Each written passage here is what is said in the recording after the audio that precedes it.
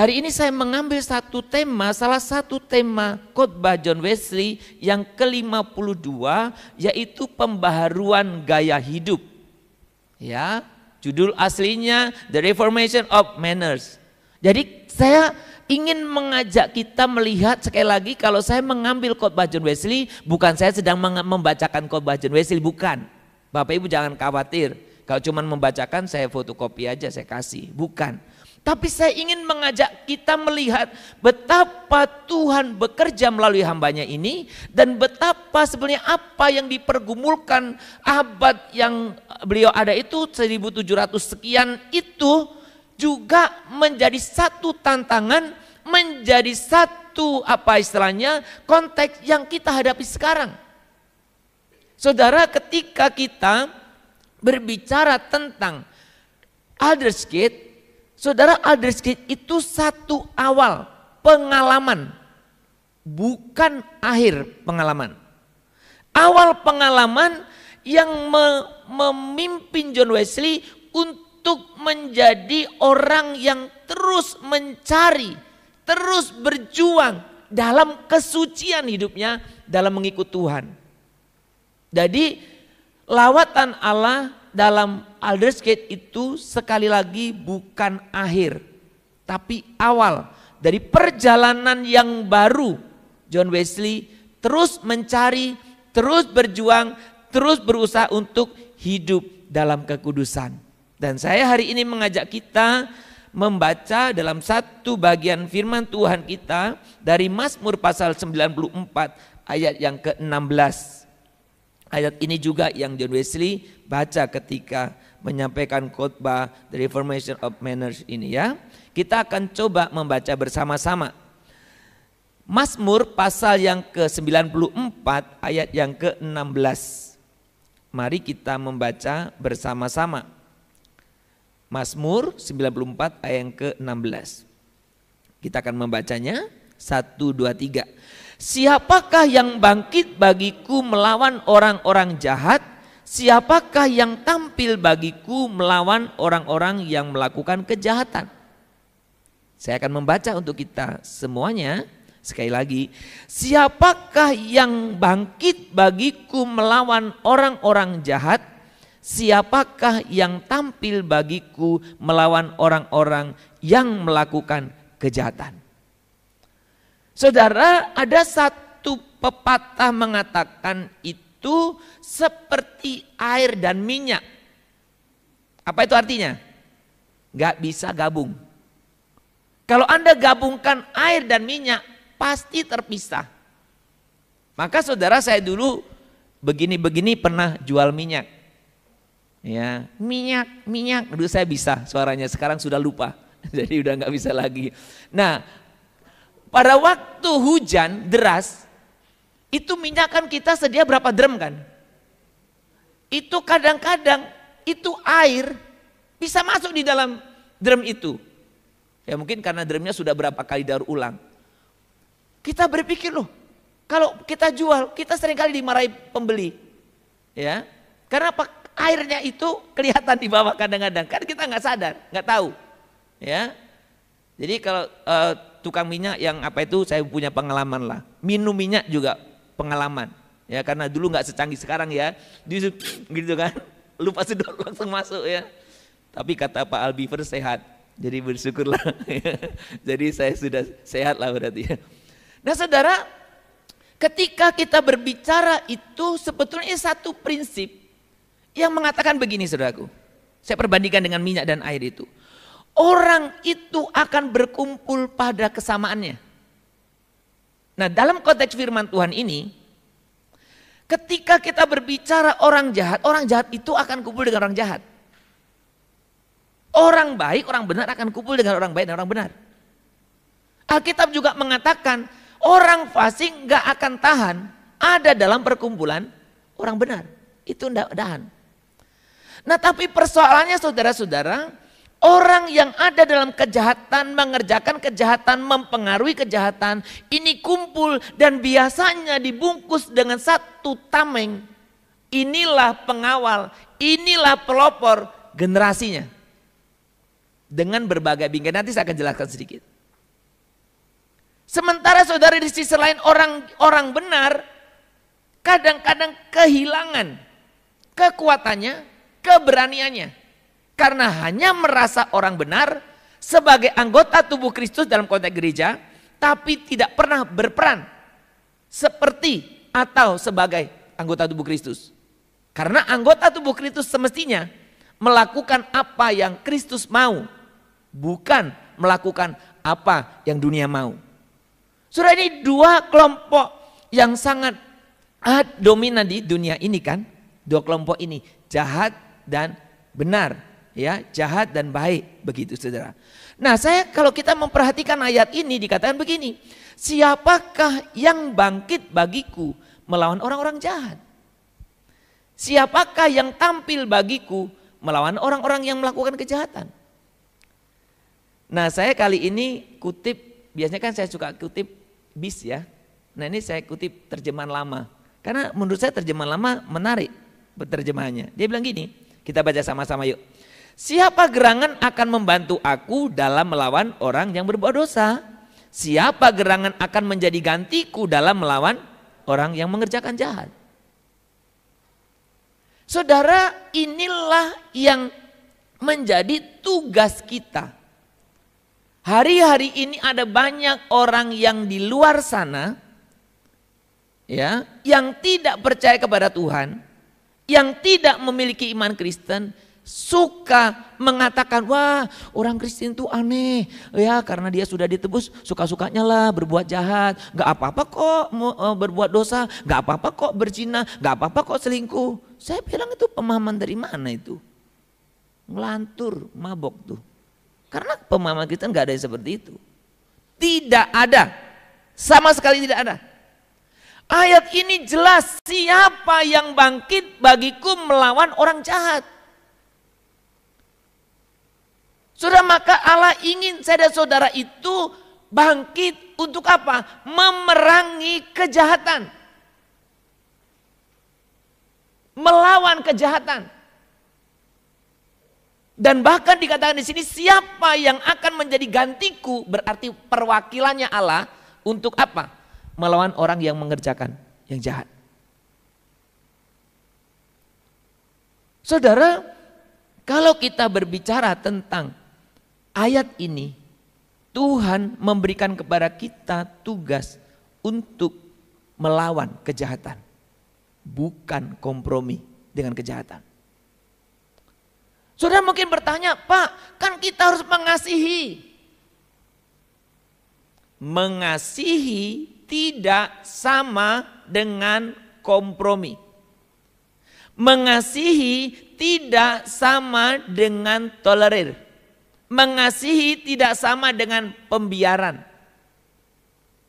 Justru dalam konteks ini, mengasihi orang yang berbuat dosa berarti melawannya. Sudah pada suatu saat saya punya pertanyaan yang besar sebenarnya dalam diri saya ketika saya membaca Perjanjian Lama. Karena pada waktu saya membaca kitab-kitab Perjanjian Lama, kenapa Tuhan itu kok memerintahkan orang berperang, menumpas itu orang? Pada waktu mereka membawa orang Israel keluar dari Mesir ke Kanaan. Kan perintahnya apa? Semua bangsa yang dilalui itu harus ditumpas. Ngeri kan mendengar beritanya, mendengar bacaannya itu. Itu bagi saya pergumulan. Maka pada waktu saya punya kesempatan untuk meneliti, saya coba teliti. Pada waktu saya ambil dari kitab Yosua dan saya betul teliti. Saya baca berkali-kali, kemudian saya juga telusuri sumber-sumber yang ada. Sudah saya mendapat satu kesimpulan yang sangat sederhana tetapi menarik bagi saya. Sebenarnya tanpa orang Israel menumpas orang Kanaan itu pasti binasa. Kenapa? Karena orang Kanaan hidup dalam dosa. Tanpa orang Israel kasarnya menumpasnya, dia atau mereka itu binasa karena mereka hidup dalam dosa. Dengan kata lain, Israel atau orang-orang yang keluar dari Mesir itu hanya dipakai Tuhan untuk menghukum orang itu. Mungkin saudara bilang, wah gak fair dong Pak. Nanti dulu. Karena kalau saudara membaca bagian kitab yang lain, kalau di awal kan orang Israel dipakai Tuhan untuk menjadi alat membasmi atau membinasakan orang yang berdosa kan. Tapi di kesempatan lain kalau saudara membaca nabi-nabi terbalik. Karena orang Israel tidak hidup benar di hadapan Tuhan, Tuhan memakai orang lain akhirnya untuk apa? Membinasakan orang Israel. Bisa paham prinsipnya?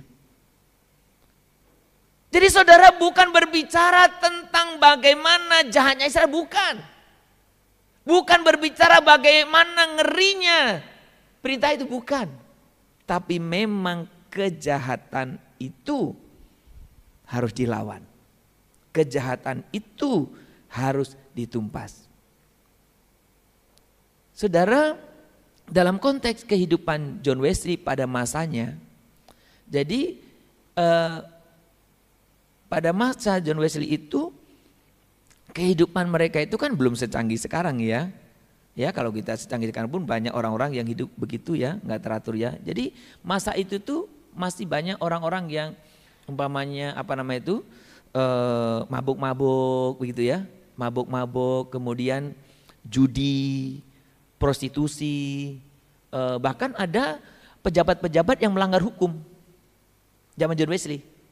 Pertanyaan saya, mabuk, judi, prostitusi, melanggar hukum, sekarang ada tidak? Berarti dulu sampai sekarang ada kan? Pertanyaan kita, apa yang dilakukan oleh John Wesley? Jadi saudara, tema khotbah ini sebetulnya juga menjadi satu nama. Dia membuat sebuah apa istilahnya ya, komunitas. Komunitas yang bersama-sama memerangi jahat itu, yang jahat. Bahkan John Wesley itu minta legalitas supaya komunitas ini, apa perubahan gaya hidup itu bisa mengambil tindakan. Ya. Saya sebenarnya ada data-data, tapi karena ini minggu pertama saya khawatir saya tidak tampilkan di slide.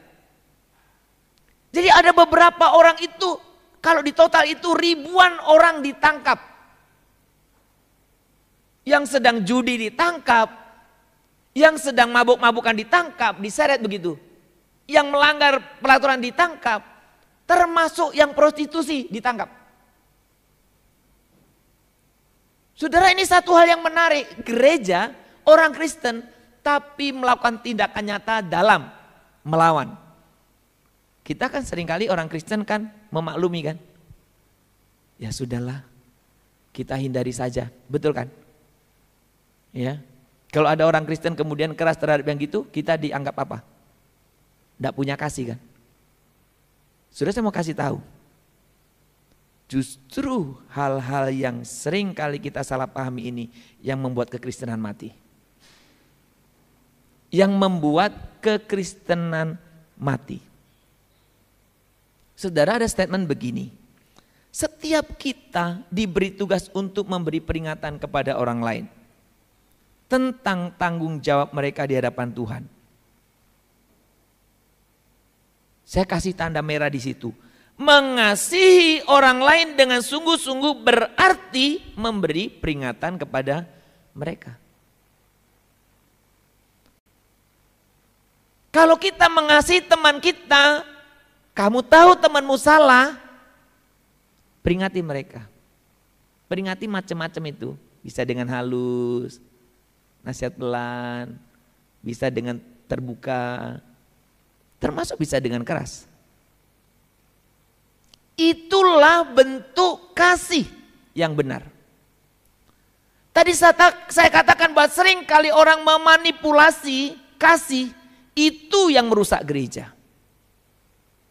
Kenapa gereja-gereja yang dulu eksis sekarang tidak lagi? Kenapa gereja-gereja yang dulu begitu besar sekarang makin menurun? Salah satunya lupa pada fungsi ini. Banyak gereja mengambil keputusan itu dengan alasan humanisme. Gak apa-apa, dia kan manusia. Kita terima saja, kan sesama manusia. Binatang aja kita kasih kok, manusia tidak. Sering gitu kan? Gak apa-apa, itu cuma disorientasi kok, gak salah. Maka gereja-gereja termasuk Metodis. Tapi jangan Anda anggap Metodis kita ya, bukan ya. Maka Metodis sekarang pecah. UMC sama GMC ya. United Methodist Church sama Global Methodist Church. Kenapa muncul Global Methodist Church? Karena UMC itu atas nama banyak alasannya. Saudara, sekarang harus jelas. Dan inilah sikap Bapak gereja kita. John Wesley mengasihi gereja, tetapi dia lebih mengasihi Tuhan Allah daripada gereja. John Wesley mengasihi organisasi, tapi dia lebih mengasihi Tuhan Allah daripada organisasi. Dan saya juga ingin mengajak saudara mengasihi gereja, tapi saudara harus lebih mengasihi Tuhan Allah daripada gereja. Apa artinya? Ketika kita menjalankan hidupan bergereja, saudara dan saya harus didasarkan atas kebenaran firman Tuhan. Saya sedang tidak bicara perasaannya. Saya sedang tidak bicara hanya beda-beda, sedikit-sedikit, enggak. Saya berbicara tentang satu yang prinsip, benar salah. Ketika gereja itu melakukan hal yang salah, saya dan saudara harus tetap memilih Tuhan daripada gereja itu. Amin, saudara. Saya sedang tidak mengajarkan Anda tidak mengasihi gereja lokal.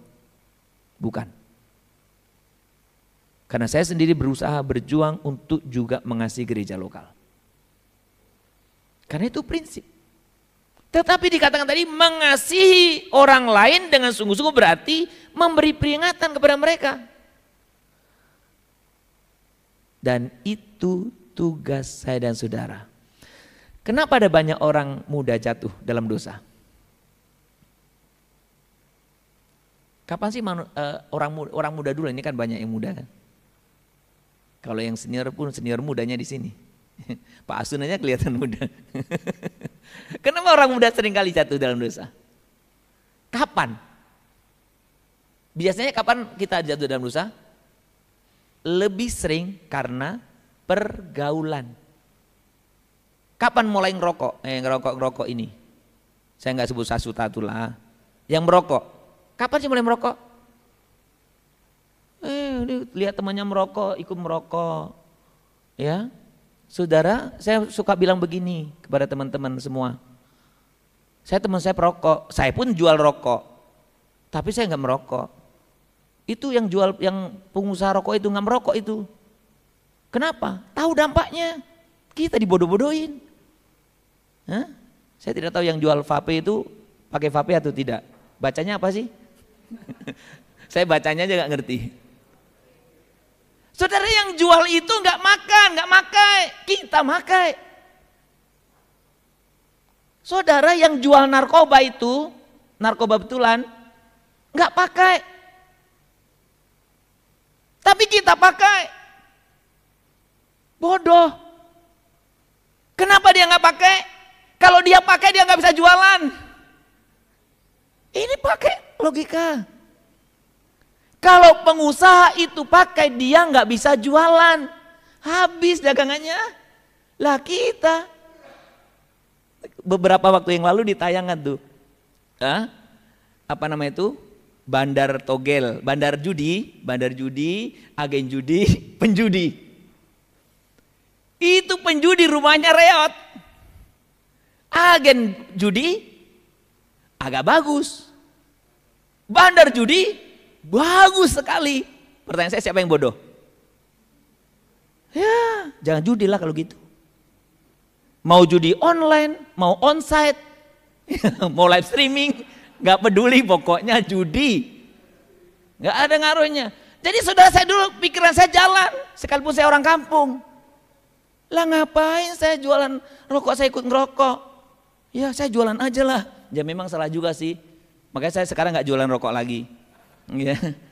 Ya, jualan rokok itu gampang saudaraku. Kalau Anda bisa kios itu di permak itu semua apanya. Datang itu di tokonya itu rapi, dibuat rapi. Gampang jualan rokok. Ya. Yang beli juga banyak orang Kristen biasanya. Orang mau ke gereja aja beli rokok untuk nukar uang. Saudara ada begitu, ya. Saudara, itulah tipu muslihat iblis. Nah, ketika kita orang percaya, Tuhan perintahkan lawan. Pertanyaan saya, apakah dengan tidak merokok saya tidak punya teman? Saudara, kalau saya jualan rokok itu, yang datang ke tempat saya siapa? Teman-teman saya, termasuk Pak Guru saya. Karena kalau dulu saya rokok, saya pakai mangkal di tempat yang strategis. Pertama saya jualan, saya nggak laku. Karena kurang pengalaman kan. Setelah saya survei, saya jualan, saya mangkal di samping orang judi. Orang judi itu apa? Dadu. Itu kan taruhannya rokok. Ya, jadi kita harus cerdik kan. Seperti ular. Tapi jangan cuman itu, tulus juga. Jadi saya sampai Sumardi rokoknya, wah lancar ya. Sumardi rokoknya lancar ya. Mereka kalah, Sumardi besok embarnya, itu ya nggak lancar deh. Kan sering untuk taruhan nggak menang kan. Ya saudara, saya ngomong ini bukan ngajari saudara judi. Tapi saya mau mengatakan betapa kita sering jatuh dalam dosa karena kita bergaul dengan orang-orang yang tidak benar. Dan kita tidak berani. Padahal kita sedang ditipu, dibohongi, sehingga kita jadi orang-orang yang bodoh.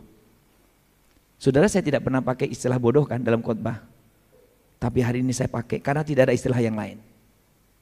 Yang saya bisa haluskan, gak ada. Kita ketika tidak hati-hati, kita akan menjadi orang yang bodoh. Saudara, dalam Yehezkiel 33 ayat 4 dikatakan begini, yuk kita baca. Kalau ada seorang yang memang mendengar suara sangkakala itu, tetapi ia tidak mau diperingatkan, sehingga sesudah pedang itu datang ia dihabiskan, darahnya tertimpa kepadanya sendiri. Saudara, Yehezkiel 33 itu saudaraku memuat tentang bagaimana tugas saya dan saudara untuk mengingatkan orang-orang supaya jangan jatuh ke dalam dosa. Jangan hidup salah. Tetapi firman Tuhan katakan apa? Kalau sudah diteringati, enggak juga, ya udahlah. Kalau mereka nanti binasa, ya mereka kasarnya itu ya enggak ada yang disalahin. Maka reformasi pembaharuan itu harus terjadi dalam hidup kita, menyangkut gaya hidup. Saudara, saya tidak pakai istilah pembaruan hidup karena kadang abstrak. Saya ingin kita melihat pembaruan gaya hidup, gaya lifestyle-nya, ya. Jadi yang lebih konkret yang kita bisa pahami. Saudara, ketika kita berbicara tentang kekudusan, ya karena di bulan Mei saya sering pakai untuk media untuk kita boleh belajar juga ya. Saudara, penekanan tentang kekudusan sebenarnya inilah yang menempatkan metodis di arus utama sejak Kristen zaman para rasul. Kenapa gerakan metodis menjadi bertumbuh, menjadi maju, menjadi tidak terbendung di mana-mana? Satu, yang diutamakan apa? Kekudusan hidup. Maka saya selalu melihat ya, kadang kenapa ya pengajaran metode ini bagus sekali, tapi kenapa penerapannya itu seperti mungkin nihil tidak lah ya, tapi kurang disadari.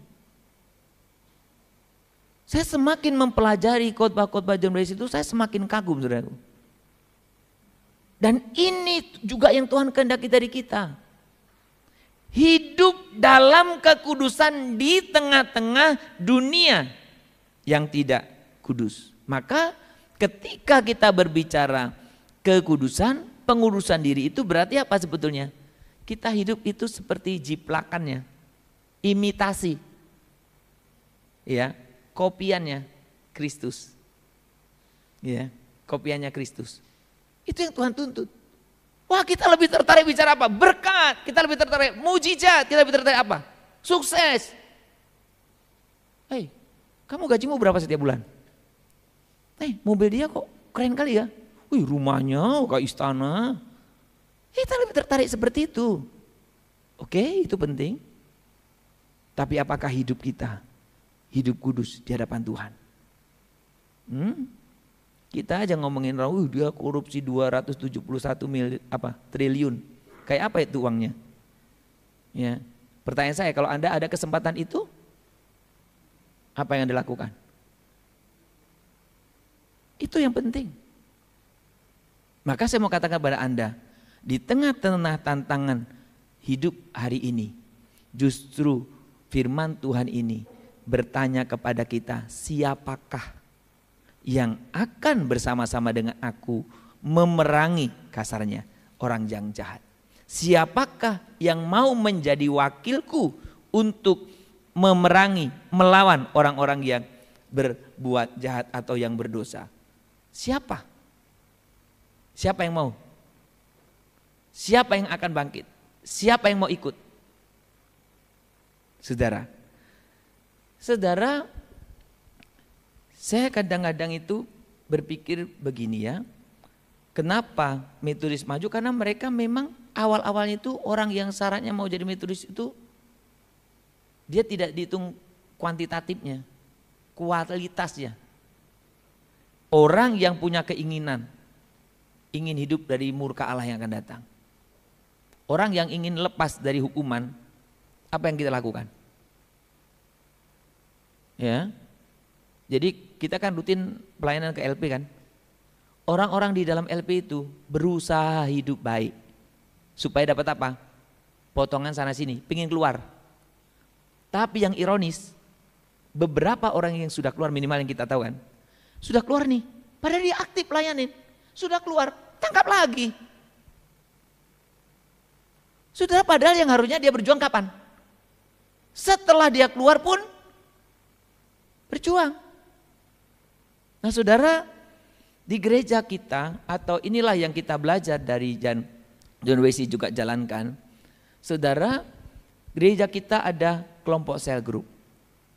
Ini yang saya rindu, kita coba, ayo ikutlah cell group. Yang susah kali untuk aja ikut cell group.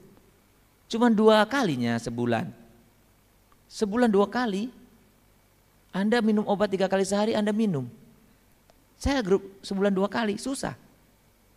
Kenapa? Di cell group inilah, sekalipun sekarang dalam proses ya, kita belajar untuk hidup benar, melatih gaya hidup benar. Ya, kalau kita yang pemuda-pemudi, gabunglah dalam Klik Community. Ya, ada kelompoknya. Jadi Klik Community harus menjadi kelompok yang bagus. Jangan orang masuk Klik Community jadi rusak. Itu berarti bukan Klik Community. Masuk grup komunitas itu harus makin bagus. Itu harus. Bukan sedang membuat kelompok-kelompok yang tidak bagus. Tidak ada guna berarti. Saudara, saya mau katakan ini karena itu yang harus saya dan saudara kerjakan. Dan Tuhan ingin melalui komunitas ini saya dan saudara mengalami perubahan hidup. Perubahan pikiran, perubahan sikap, perubahan hati. Perubahan perilaku. Maka dalam setiap kali pengarahan cell group saya selalu katakan ini. Bagaimana kita mengalami perubahan itu diawali dari pribadi berubah. Kemudian komunitas yang berubah dan kemudian nanti perubahan yang lebih luas lagi. Saudara, mari kita mengerti kebenaran firman Tuhan ini dan kita mengalami perubahan hidup. Mari kita baca ayat ini sebagai ayat penutup kita. Kita baca bersama-sama. Demikianlah hendaknya terangmu bercahaya di depan orang, supaya mereka melihat perbuatanmu yang baik dan memuliakan Bapamu yang di surga.